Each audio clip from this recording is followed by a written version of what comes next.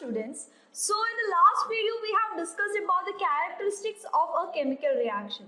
So now we are going to see how to represent a chemical reaction in the form of an equation. Okay, हम कोई भी chemical reaction है, जैसे हमने कहा कि मैग्नीशियम ने ऑक्सीजन के साथ रिएक्ट किया to form magnesium oxide which is a white powder. तो इतना सारा डिस्क्राइब किया हमने एक केमिकल रिएक्शन हुआ तो, बट सिंपल वे क्या है, केमिकल रिएक्शन को हम लोग एक इक्वेशन के फॉर्म में एक्सप्रेस करते हैं तो वो ज्यादा मीनिंगफुल दिखता है, क्योंकि आपको पूरा डिस्क्रिप्शन उसके बारे में देना नहीं पड़ता. At a particular shot only you will come to know that yes ये कोई पर्टिकुलर रिएक्शन हुआ है. Okay, so now we are going to see how to represent a chemical reaction in the form of an equation. Before starting, let me tell you, you have to make proper notes for this particular video as well as I hope you must have made for the last video too. So let's start. How to represent a chemical reaction in the form of a chemical equation. Okay, so what is chemical equation? Chemical equation is a method of representing or method of expressing a chemical reaction in the terms of formulae या फिर in the terms of symbol. कभी कभी हो सकता है सिर्फ ion react कर रहा हो तो you will only write the symbol of that particular element. कभी कभी हो सकता है कि जो आपके रिएक्टिंग सब्सटेंसेस है उसमें क्या है, कोई पर्टिकुलर कंपाउंड हो, जैसे कि मैंने कहा sodium chloride, so you will write NaCl. So what is chemical equation? It is a method of representing a chemical reaction in the form of what? In the form of symbol or formulae of the reacting substances in a chemical reaction. Okay, so you can note down the definition. What is the definition? Method of representing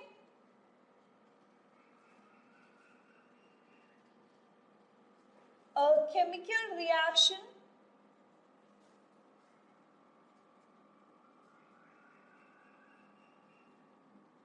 in the form of formulae, the form of formula, symbol, जैसे मैंने कोई element लिया है तो symbol के form में of reacting substances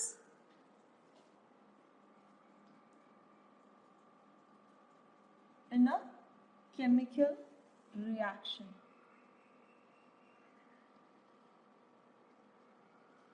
जो भी आपके केमिकल रिएक्शन में जो रिएक्टिंग सब्सटेंसेस है उसको एक पर्टिकुलर फॉर्म ऑफ फॉर्मूले या फिर सिंबल के फॉर्म में रिप्रेजेंट कर सकते हैं. सबसे easiest way of representing a chemical reaction in the form of an equation is using a word equation. So what is word equation?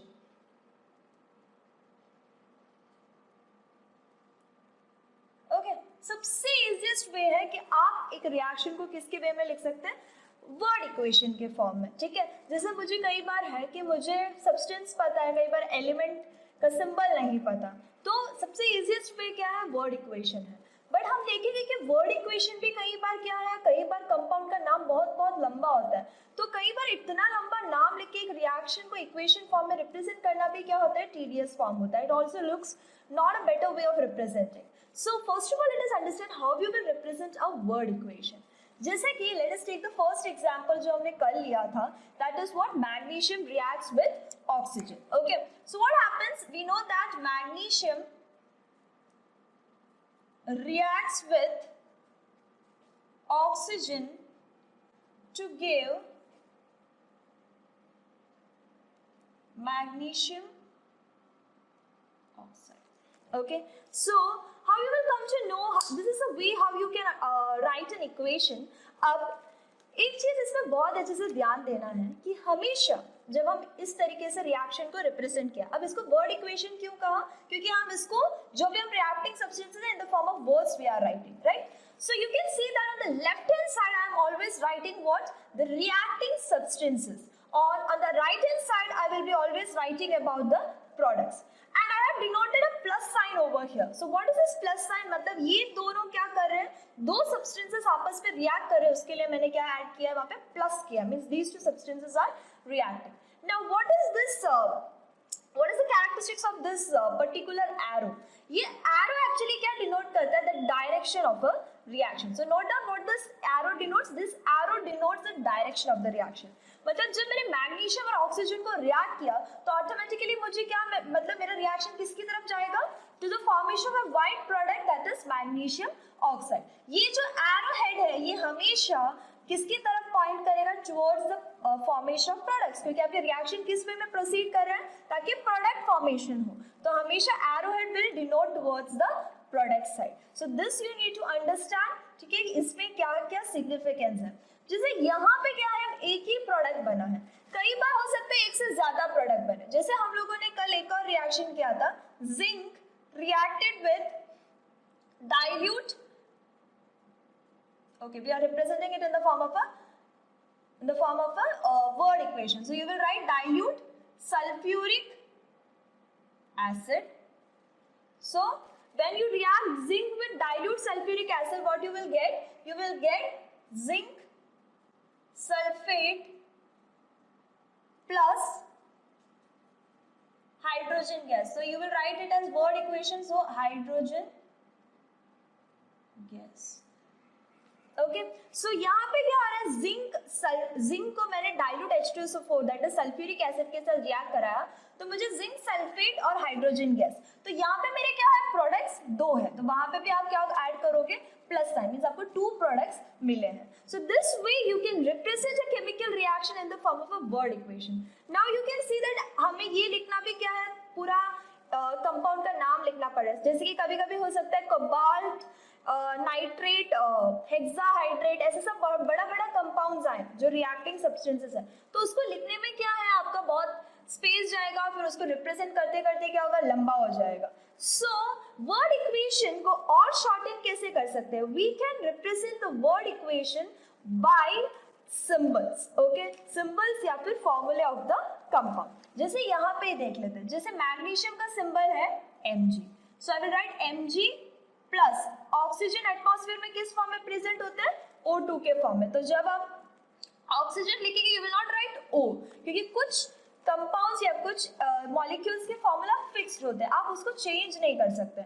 So Mg plus O2 gives magnesium oxide. So magnesium oxide is MgO। क्यों, magnesium का charge होता है, valency होती है +2 और oxygen का होता है -2। सो दोनों +2 -2 क्रॉस मल्टीप्लाई करोगे तो क्या आएगा, MgO।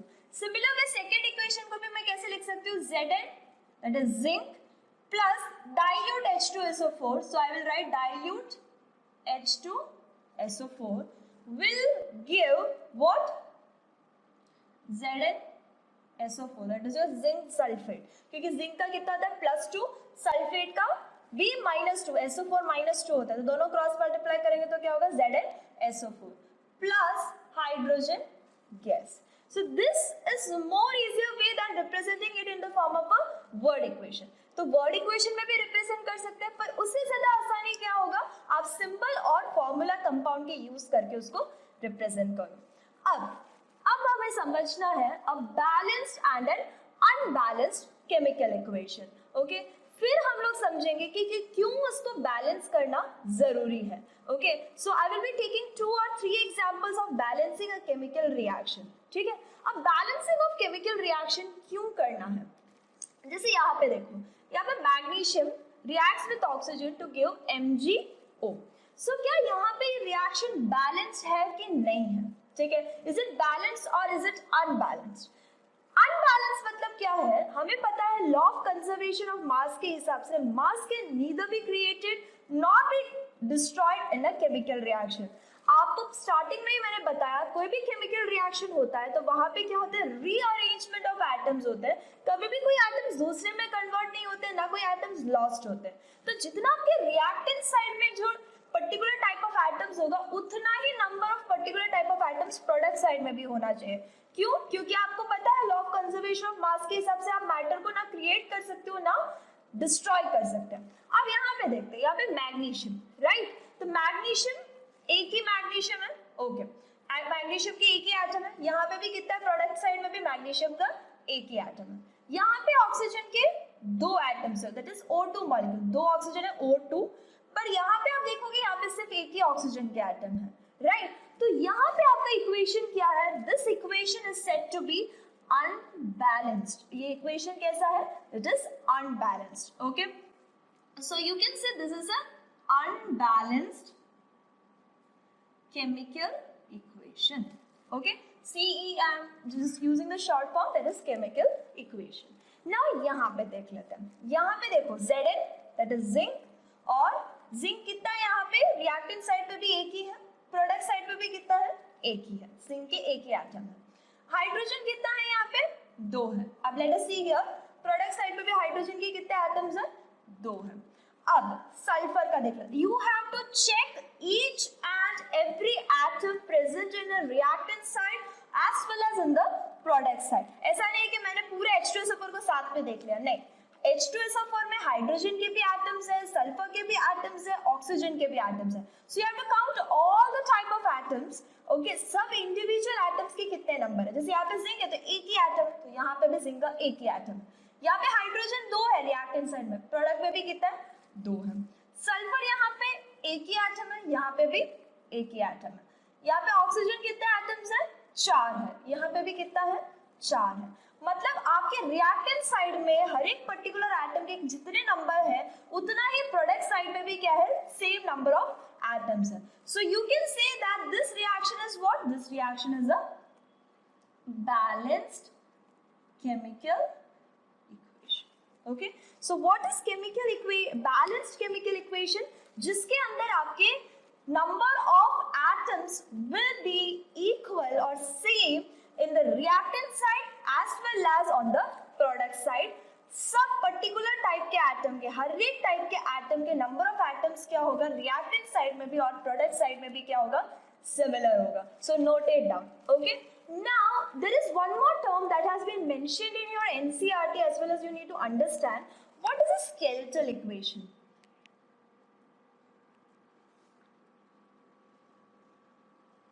ओके, कई बार 1 मार्क में पूछा भी है, what is a skeletal equation. Skeletal equation मतलब क्या है, जिसके अंदर आपके जो सिंपल वे में अगर हम कहें स्केलेटल इक्वेशन मतलब हमने बता दिया कि मैंने बता दिया magnesium reacts with oxygen to form magnesium oxide, तो मैंने उसको सिंपल डाल के क्या कर दिया, ये जैसे यहाँ पे मैंने सिंपली जैसे वर्ड इक्वेशन को डायरेक्टली कन्वर्ट करके क्या कर दिया, लिख दिया। मैंने ये नहीं देखा कि इसमें सेम टाइप ऑफ एटम्स है कि नहीं, नंबर ऑफ एटम्स जो है सिमिलर है कि नहीं दोनों साइड में, right.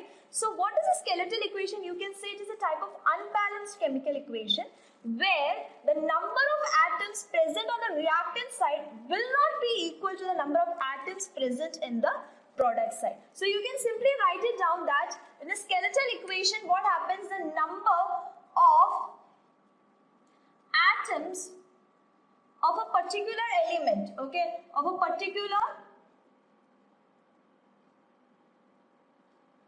element will not be same on both reactant and product side. Or you can say a chemical equation in which the number of atoms of a particular element is not equal on the reactant as well as reactant as well as the product side. तो skeletal equation मतलब जैसे यहाँ पे आप example दे सकते हैं Mg plus O2 gives MgO, क्योंकि यहाँ पे number of atoms of oxygen is not same as in the reactant as well as in the product equation. तो स्केलेटल इक्वेशन को आप क्या कह सकते हैं, अनबैलेंस्ड इक्वेशन भी कह सकते हैं। Now we are going to discuss about how to balance a chemical equation and what is the need, as I said, क्योंकि हमें law of conservation of mass को क्या करना पड़ता है, follow करना पड़ता है।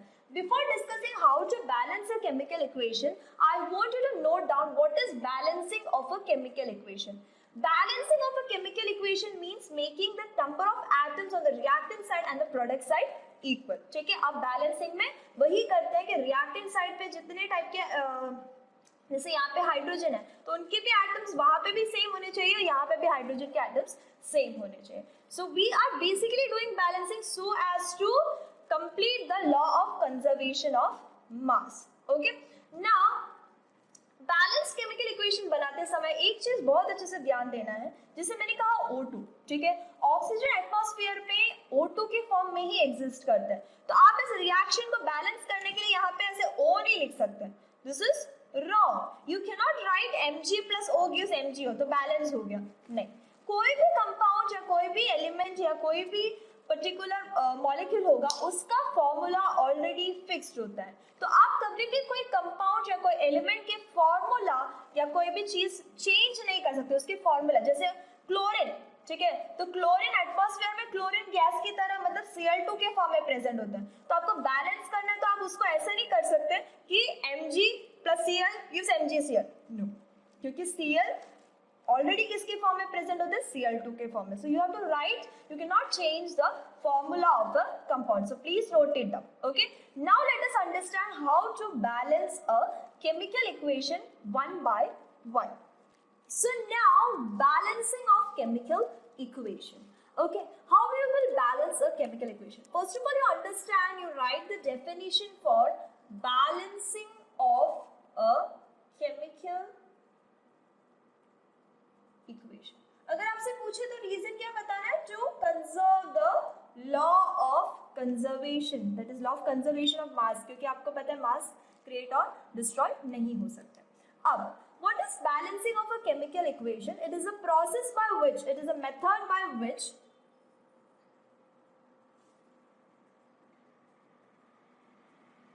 The number of atoms of different elements are made equal on both the sides of an equation. That is, आप LHS is equals to RHS prove कर रहे हैं यहाँ पे। आपके LHS में जितने टाइप ऑफ एटम्स होने चाहिए उतने ही क्या होने चाहिए RHS में। Now let us take some examples by which we can come to know how to balance a equation. सबसे simplest example ले लेते हैं। H2 plus O2 gives water. When hydrogen and oxygen reacts with each other, it forms water molecule. अब हम balancing of chemical equation जो है सबसे पहले जो है हिट एंड ट्रायल मेथड से करते हैं। हिट एंड ट्रायल मेथड मतलब पहले हम इसको बैलेंस करते हैं फिर देखते हैं कि वो बैलेंस है कि नहीं। So hit and trial method, okay, you have to make the LHS is equals to RHS। So which method we are going to do here, hit and trial method. अब क्वेश्चन है कि ma'am क्या हर बार हम लोगों को hit and trial method करना पड़ेगा? नहीं, कई बार आप इक्वेशन जब प्रैक्टिस करोगे तो ऐसा एक पॉइंट आएगा जब आपको हिट एंड पूरा मेथड पूरा स्टेप करने की जरूरत ही नहीं है। आप ऐसी इक्वेशन देखोगे और उसको आप ऑटोमेटिकली क्या कर सकते हो, बैलेंस कर सकते हो। उसके लिए हमें क्या चाहिए, प्रैक्टिस चाहिए। So I will be giving you home assignment where I will be giving you many equations that you can balance. So after balancing many equations धीरे धीरे क्या होगा, आप खुद ब खुद ही ऐसे देख के इक्वेशंस को बैलेंस कर सकते हैं। अब हिट एंड ट्रायल मेथड में आपको पहले क्या करना है, आपने पहले कोई भी इक्वेशन है उसको अगर आपको समझ नहीं आ रहा, जैसे यहाँ पे तो मैंने लिख दिया hydrogen reacts with oxygen to form water. कई बार क्वेश्चन में क्या होता है, ऐसी इक्वेशन नहीं दिया होता है, आपको दिया होता है hydrogen gas combined with oxygen gas to form one molecule of water. तो you should not be confuse, you write the word equation and then convert each into a particular formula. ठीक है, अब H2 और O2, अब hit and trial method में आपको पहले क्या करना है, आप देख लो पहले कि आपके नंबर ऑफ रिएक्टेंट साइड पे नंबर कौन से एटम्स है ये पूरे इक्वेशन में, एक हाइड्रोजन ऑक्सीजन, यहाँ पे भी हाइड्रोजन और ऑक्सीजन, राइट। यहाँ पे पूरे इक्वेशन में दो ही एटम्स है, तो पहला नंबर ऑफ H एटम्स और दूसरा है हमारे पास नंबर ऑफ ऑक्सीजन एटम्स। ठीक है, एक H एटम है हमारे पास और एक ऑक्सीजन एटम है। अब आप देखो आपके रिएक्टेंट साइड पे that is left hand side पे कितने हाइड्रोजन एटम्स है और आपके प्रोडक्ट साइड। ठीक है, तो आप स्टार्टिंग में जब इक्वेशन बैलेंस करना सीखोगे तो आप इसको ऐसे ही स्टार्ट करना। ठीक है, आप पहले से एक बॉक्स बना देना अगर आपको कंफ्यूजन होता है तो। पहले आप लिख लो जो भी एटम्स एक इक्वेशन में प्रेजेंट है, फिर आप रिएक्टेंट साइड लिख लो और आप प्रोडक्ट साइड लिख लो। अब हम देखते हैं हाइड्रोजन एटम्स कितने प्रेजेंट है रिएक्टेंट साइड पे, 2 प्रेजेंट है। ठीक है, प्रोडक्ट साइड में कितने हैं, 2 है, मतलब हाइड्रोजन के एटम्स इक्वल है दोनों साइड पे। अब ऑक्सीजन देख लेते हैं। ऑक्सीजन के कितने हैं रिएक्टेंट साइड पे 2 और प्रोडक्ट साइड पे कितना है 1। तो मतलब यहाँ पे ऑक्सीजन के एटम्स क्या है इक्वल नहीं है, वहां पे लॉ ऑफ कंजर्वेशन ऑफ मास क्या है नहीं इक्वल हो रहा है। हमें पता है मास ऑफ रिएक्टेंट्स जो total mass of reactants will be equal to the total mass of products. तो आपको यहाँ पे मेन क्या है, आपको किसको बैलेंस करना है ऑक्सीजन को बैलेंस करना है। तो क्या मैम हम लोग O2 का हटा के O लिखते हैं तो बैलेंस हो जाएगा, नो। ऐसा ही सेम दैट ऑक्सीजन जो है वो O2 के फॉर्म में प्रेजेंट होता है, तो आप O2 के साथ कोई भी छेड़छाड़ी नहीं कर सकते हैं। तो आप अभी यहाँ पे क्या करोगे, हम लोगों को देखना है ऐसे कौन से नंबर से मल्टीप्लाई करने से दोनों साइड क्या हो जाए इक्वल हो जाए। तो यहाँ पे जैसे देखो यहाँ पे मुझे O2, यहाँ पे भी मुझे 2 ऑक्सीजन करना है। तो सिंपल चीज हमेशा याद रखना, कोई भी इक्वेशन बैलेंस करने से पहले, जैसे यहाँ पे तो 2 ही एलिमेंट्स है राइट, कई बार ऐसा होता है कि बहुत सारे एलिमेंट्स प्रेजेंट हो, तो हमेशा बैलेंसिंग उसका चालू करो जिसके सबसे ज्यादा नंबर ऑफ एटम्स रिएक्टेंट और प्रोडक्ट साइड में वैरी कर रहा है। कभी कभी 6 और 7 ऐसा वैरी कर रहा है, ठीक है। तो हमेशा याद रखो बैलेंसिंग हमेशा उसका पहले स्टार्ट करना जिसके सबसे ज्यादा नंबर ऑफ एटम्स में क्या है वेरिएशन है रिएक्टेंट और प्रोडक्ट साइड में। ये तो बहुत ही सिंपल है। तो यहाँ पे आप क्या करोगे, आपको पता है H2 plus O2 gives H2, सो आपको ये ऑक्सीजन को यहाँ पे इक्वल करना है। तो मैंने फर्स्ट स्टेप पे क्या किया, H2 plus O2 gives, मुझे ऑक्सीजन को 2 करना था तो मैंने क्या कर दिया 2H2O कर दिया, ठीक है।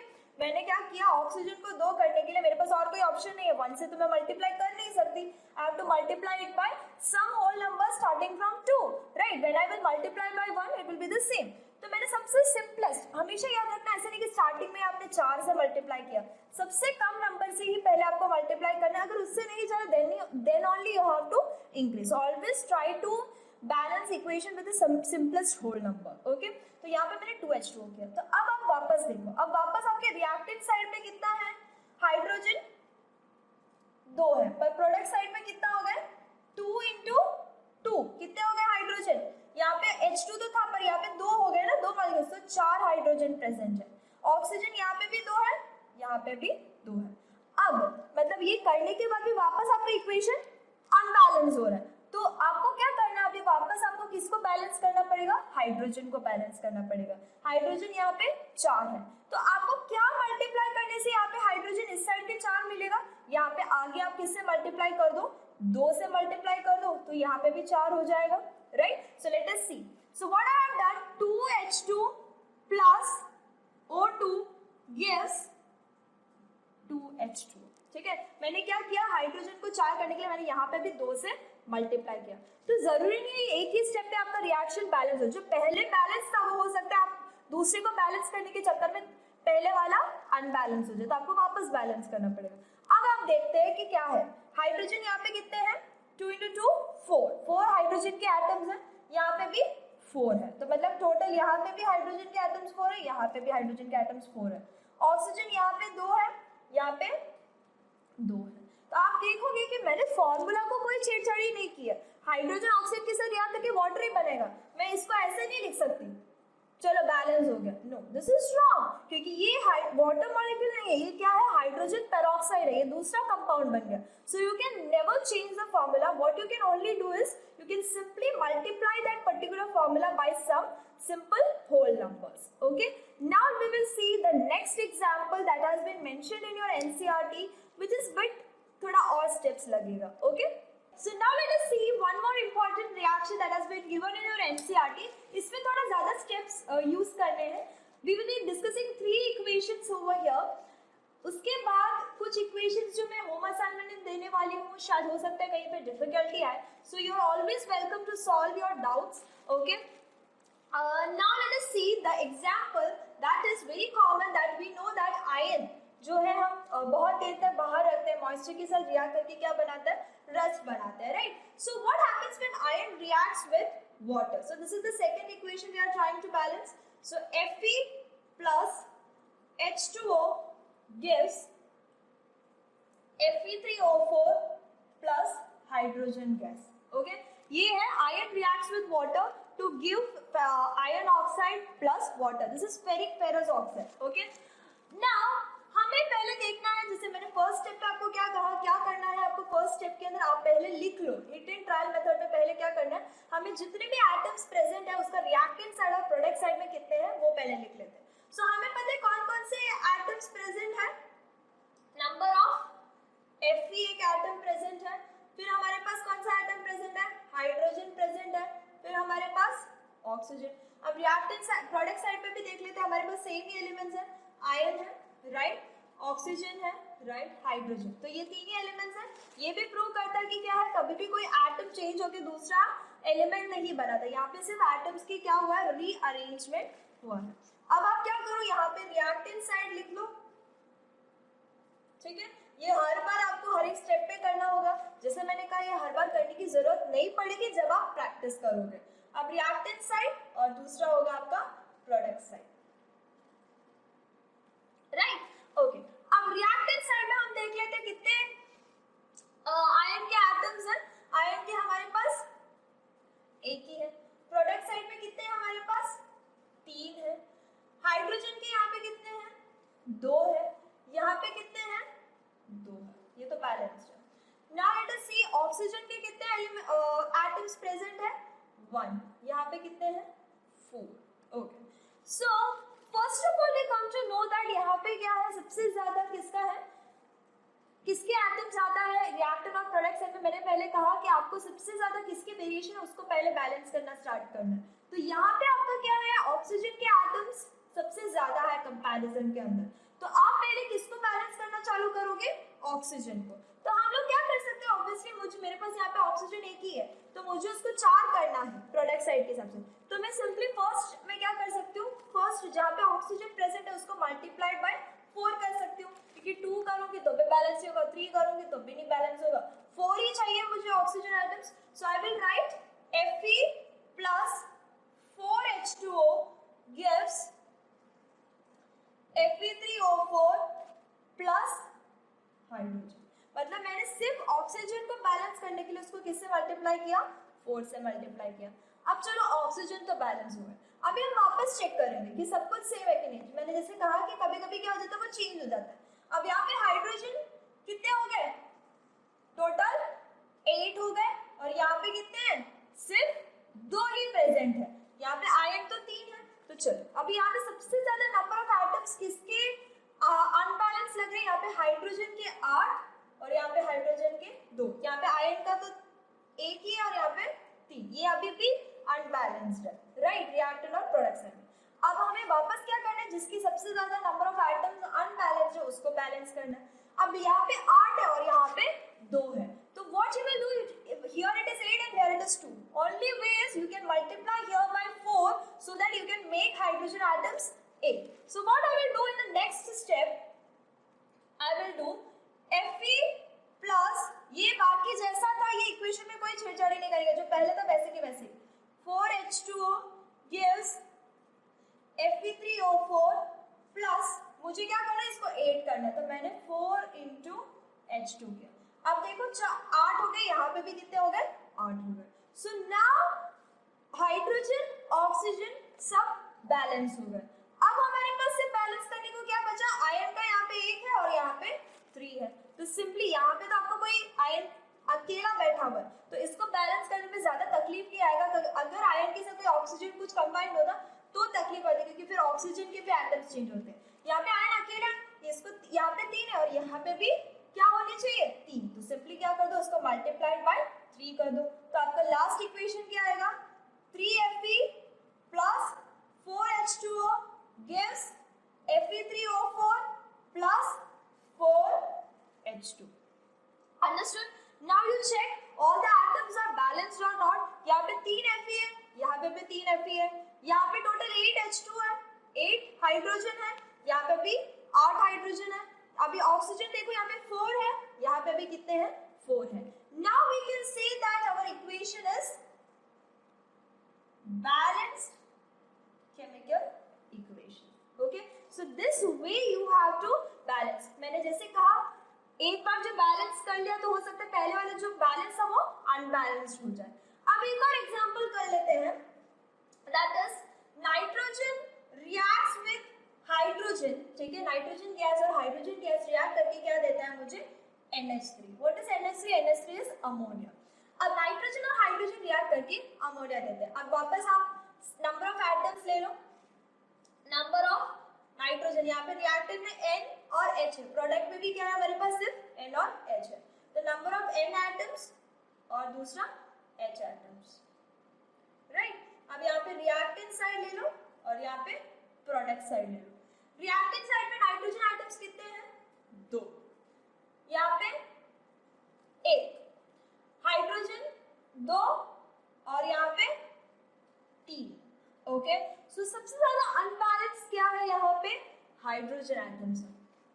तो मुझे इसको किस तरीके से करना पड़ेगा, क्योंकि आप 2 को 3 तो कर नहीं सकते किसी से भी मल्टीप्लाई करने से, राइट। 2 को आप 2 into 1 करोगे तो क्या होगा, 2 ही होगा। अगर आपने इसको 2 into 2 किया तो 4 हो जाएगा, तो फिर से इसको बैलेंस करना मुश्किल हो जाएगा। तो यहाँ पे एक ऑड है और एक इवन है, तो उस टाइम पे ऐसे सोचना है, हमें दिमाग लगाना है कि ऐसे किससे मल्टीप्लाई करने से मुझे दोनों ही इक्वल हो जाएगा, ठीक है। तो मतलब यहाँ पे अगर मैंने 2 से मल्टीप्लाई किया तो ये इक्वल नहीं होगा, यहाँ पे मैंने दोनों साइड, मुझे क्या ऑड और इवन है तो दोनों साइड किसी चीज से मल्टीप्लाई करनी पड़ेगी ताकि वो इक्वेशन बैलेंस हो जाए। तो यहाँ पे सबसे सिंपलेस्ट, हमें पता है होल नंबर में सबसे सिंपलेस्ट क्या है, 2 है। तो अगर मैंने इसको 2 से मल्टीप्लाई किया और इसको 3 से मल्टीप्लाई किया, ठीक है, क्योंकि ऑड इवन है तो आप कुछ भी करके उसको बैलेंस नहीं कर सकते, फ्रैक्शन नहीं ले सकते आप। तो यहाँ पे आपने क्या किया, 2 into 3 और यहाँ पे 3 into 2 लिया। अब हम ये अप्लाई करके देखते हैं, तो N2, ठीक है, प्लस 3 कि मैंने 3 से मल्टीप्लाई किया, 3H2 गिव्स कितना, यहाँ पे मैंने किससे मल्टीप्लाई किया, 2 से, 2NH3, राइट। एक ही स्टेप में मेरा पूरा रिएक्शन बैलेंस हो गया। कैसे, यहाँ पे नाइट्रोजन 2 था, ठीक है, पर यहाँ पे 1 ही था, ठीक है, मतलब मुझे इसके करने के बाद तो ये तो करना ही था, राइट। बट मैंने क्या किया, हाइड्रोजन 2 है और यहाँ पे इवन और ऑड वाला चीज है, तो मैंने सोचा कि ऐसे कौन से होल नंबर से दोनों को मल्टीप्लाई करूं कि दोनों आपस में क्या हो जाए, इक्वल हो जाए। 2 से दोनों जगह मल्टीप्लाई करके ये 4 हो जाएगा और ये क्या हो जाएगा, 6 हो जाएगा, नहीं हो रहा है। इसको 2 से मल्टीप्लाई करूं क्योंकि सबसे कम वाला होल नंबर 2 है, तो मैंने इसको 2 से मल्टीप्लाई किया तो ये तो 6 हो रहा है, राइट। पर यहाँ पे ऐसे किससे मल्टीप्लाई करूं कि हाइड्रोजन 6 हो जाए, नेक्स्ट होल नंबर जो सबसे सिंपलेस्ट है वो 3 है, तो 2 into 3 also gives हाइड्रोजन कितना, 6 हाइड्रोजन एटम्स। यहाँ पे भी मैंने मल्टीप्लाई किया तो क्या होगा, मेरे को 6 हाइड्रोजन एटम्स मिले।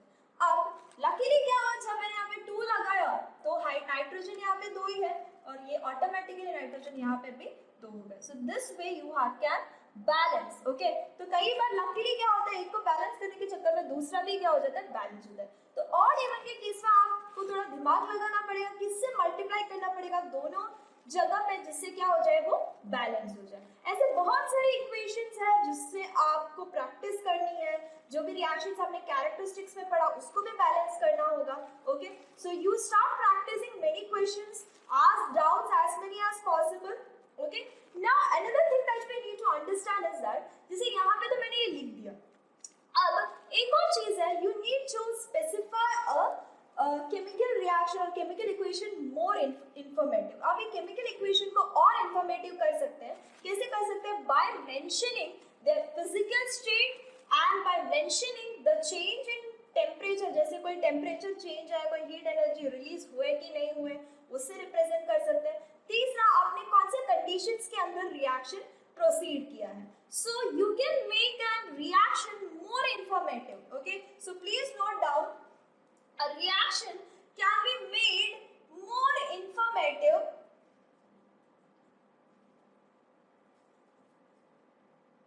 by mentioning the physical states, okay. जैसे मैंने यहाँ पे, हम फिजिकल स्टेट्स के एग्जांपल हम यहीं पे ही ले लेते हैं। जैसे यहाँ पे नाइट्रोजन जो है वो क्या है, गैस है, तो जो भी गैस होगा उसको मैं ब्रैकेट में सिंबल दूंगी G, लिक्विड होगा तो मैं सिंबल दूंगी ब्रैकेट में L, ठीक है। जो भी आपके रिएक्टेंट या जो भी प्रोडक्ट है उसके नीचे, थोड़ा नीचे की तरफ आपको क्या लिखना है, वो गैसेस। जैसे ये हाइड्रोजन है, ये वापस गैसेस फॉर्म में, तो मैंने ब्रैकेट में G लिखा। कोई कोई लिक्विड फॉर्म में होगा तो आपको क्या लिखना है, N लिखना है, सॉलिड होगा तो S, और एक्वस, कई जगह पे आएगा एक्वस सॉल्यूशन। एक्वस सॉल्यूशन मतलब मैंने आप कोई चीज को, जैसे ग्लूकोज को मैंने पानी में डिसॉल्व किया, ठीक है, तो ग्लूकोज पानी में, मतलब वो पानी में डिसॉल्व हो चुका है, ग्लूकोज सॉलिड फॉर्म में नहीं है, तो वो किस फॉर्म में है, एक्वस फॉर्म में है।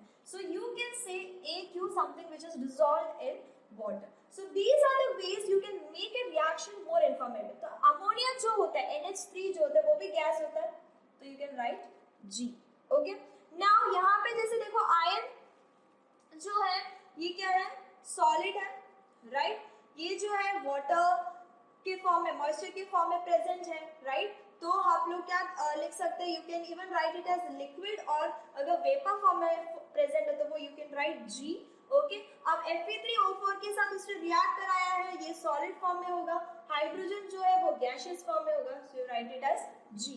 नाउ सिमिलर वे, जैसा अगर मैं एक और एग्जांपल ले लूं, Zn plus H2SO4 gives ZnSO4 plus H2, right, यहाँ पे जिंक क्या है, सॉलिड है, पर H2SO4 क्या है, एक्वस फॉर्म में प्रेजेंट होता है, सो H2S पर लिक्विड नहीं लिखोगे, वो क्या है, किसी भी डिसॉल्व फॉर्म में है, so you will write H2SO4 as AQ and ZnSO4 again जो है वो सॉल्यूशन में फॉर्म हुआ होता है, तो you have to write AQ। Hydrogen जो होता है वो गैस के फॉर्म में इवॉल्व हो जाता है, so you can put it as G। So mentioning the physical states is the way by which you can make the information, like make a reaction more informative. Second way है आप temperature change mention कर दो, ठीक है, और third में आप क्या mention कर दो, आप mention कर दो reaction conditions। रिएक्शन कंडीशंस पे क्या आएगा, जैसे पहले टेम्परेचर की बात कर ले, तो हम लोगों ने ये रिएक्शन में पढ़ा था Zn plus H2SO4 gives ZnSO4 plus H2, तो यहाँ पे क्या होता है, ये रिएक्शन में बहुत ज्यादा हीट एनर्जी रिलीज होती है, तो ये क्या है, जिस reaction in which the heat energy is release, so you can denote that heat energy over here so as to make that कि टेम्परेचर में वहां पे चेंज हुआ है। अब कभी-कभी क्या होता है, रिएक्शन कंडीशंस, जैसे हम लोगों को एक सिंपल सा रिएक्शन कंडीशन का एग्जांपल दूंगी। हम लोगों को पता है क्या होता है, ऑक्सीजन, राइट, और क्या होता है, हम लोग ने फोटोसिंथेसिस प्रोसेस पढ़ा है, राइट, तो फोटोसिंथेसिस प्रोसेस में हम लोग मेंशन करते हैं एरो के ऊपर सनलाइट और क्लोरोफिल के प्रेजेंस में, तो वो क्या है, it is mentioning what reaction conditions you are doing, मतलब किस रिएक्शन, मतलब आपको क्लोरोफिल की भी प्रेजेंस की जरूरत है और सनलाइट की भी जरूरत है, तो आप रिएक्शन कंडीशंस उस एरो के अबाउट, जैसे ये एरो के अबाउट मेंशन कर दो। अब कभी-कभी क्या होता है, मुझे कोई रिएक्शन करवाना है जिसके अंदर हीट एनर्जी प्रोवाइड करनी पड़ रही है, तो मैंने कितना हीट एनर्जी प्रोवाइड किया, जैसे मैंने 333 केल्विन हीट एनर्जी प्रोवाइड किया, तो मैं वो उसको कहाँ पे लिखूंगी, एरो के ऊपर लिखूंगी, so that is my reaction conditions. So this way you can make a chemical reaction more informative, मतलब आप रिएक्शन देखते हैं आपको पता चल जाएगा कि हाँ यहाँ पे क्या क्या चीजें हुए हैं, मैंने क्या क्या ऐड किया है, क्या क्या रिलीज हुआ है, हीट एनर्जी रिलीज हुआ है कि नहीं, कौन से स्टेट में मुझे प्रोडक्ट मिला है। So this way you can make a chemical reaction more informative by balancing, by putting the physical state, by putting the temperature changes and putting the reaction conditions। जैसे यहाँ पे तो मैंने reaction conditions जो use किए temperature है, कई बार हो सकता है कि जैसे मैंने सनलाइट और क्लोरोफिल की बात की, कई बार होता है कोई रिएक्शन लाइट के प्रेजेंस पे होता है, तो आप यहाँ पे लिखोगे light, in the presence of light, तो एरो के ऊपर लाइट आ जाएगा। So this way it made more informative. So that's all for today's video. This particular video ends here. Now we will be discussing about the types of reactions in the next video. Till then, make proper notes and solve the home assignment questions.